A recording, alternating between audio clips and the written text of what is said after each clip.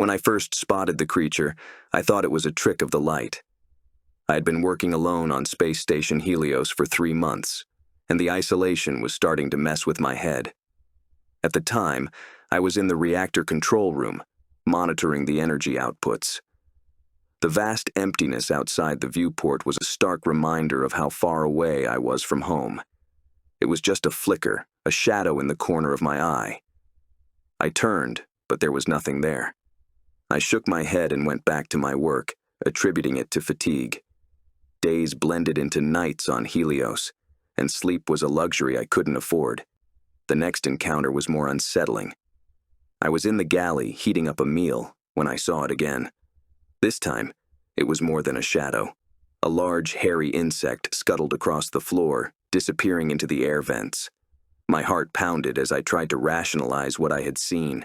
Insects weren't supposed to be here. Helios was a sterile environment, meticulously maintained to avoid contamination. I dismissed it as stress-induced paranoia and returned to my duties. But the sightings became more frequent. Every time I caught a glimpse of the creature, it seemed to be watching me, following me. Its eyes blinked with an unsettling intelligence. I started to feel like prey being stalked by a predator. One night, while I was performing a routine check on the nuclear reactor, I saw it clearly for the first time.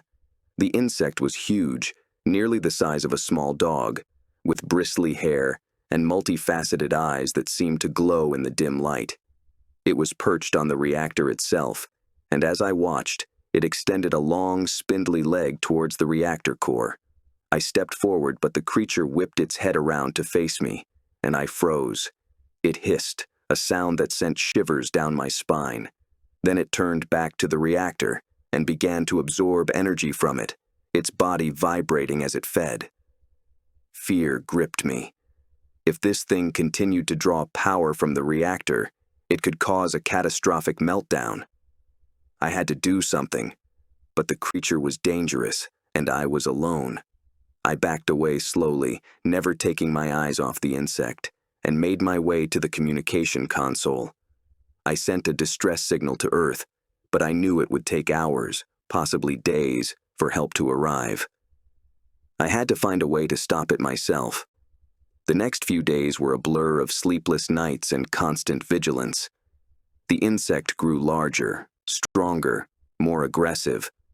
I tried to trap it, but it always evaded me, always seemed to anticipate my moves. Desperation gnawed at me. I couldn't let it destroy the station, but I was running out of options. Finally, I decided to abandon Helios.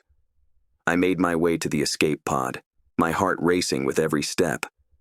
I could feel the creature's presence, its eyes boring into my back. As I reached the pod and sealed the door behind me, I allowed myself a brief moment of relief. I had escaped. But then I heard a noise. A soft, skittering sound.